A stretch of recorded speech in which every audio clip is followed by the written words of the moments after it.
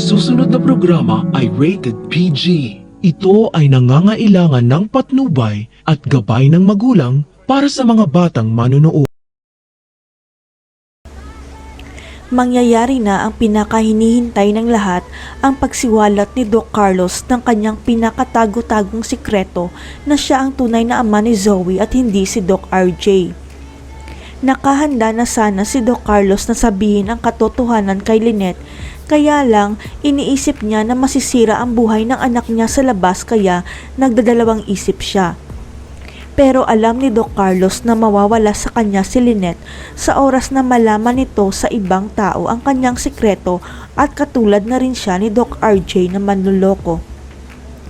Hanggang sa dumating ang trahedya na susubok kay Doc Carlos matapos niyang malaman kay Zoe na may papatay kay Doc Lyndon at sigurado marami ang madadamay. Kaya hindi nagdalawang isip si Doc Carlos na iligtas ang buhay ni Doc Lyndon sa pamamagitan ng pagsalo nito ng bala habang nasa ibabaw ng stage si Doc Lyndon. Nagulantang ang lahat nang makarinig sila ng putok ng baril kaya nagkagulo sa venue habang si Doc Lyndon gumuho ang kanyang mundo nang makitang duguan si Doc Carlos. Buhay pa si Doc Carlos at sinabi kay Doc Lyndon at Annalyn na tumakas na sila ora mismo pero nang maabutan siya ni Lynette wala na siyang malay at duguan sa sahig. Bago mawala ng malay si Doc Carlos, huling nasa isip niya si Lynette at humihingi pa ito ng tawad sa kasalanan niya dahil hindi niya nagawang sabihin ang katotohanan. Napakaswerte pa rin ni Doc Lyndon dahil si kamatayan na ang umiiwas sa kanya matapos mawala ng bala ang sniper dahil gusto niya sanang tapusin ang misyon niya. Gumuho naman ang mundo ni Zoe dahil ang akala niya si Doc Lyndon ang nabaril pero ang totoong tatay niya pala na si Doc Carlos kaya galit na galit siya kay Moira. Dinala kaagad sa East Ridge si Doc Carlos para magamot at hindi matanggap ni Harry ang nangyari sa daddy niya at siguradong si Doc Carlos na naman ang makukumatos. Ito ang paraan ni Direk para mas lalong humaba pa ang drama sapagkat hindi na malalantad ang sikreto ni Moira at Zoe lalo na at may utang na loob na si Doc Lyndon.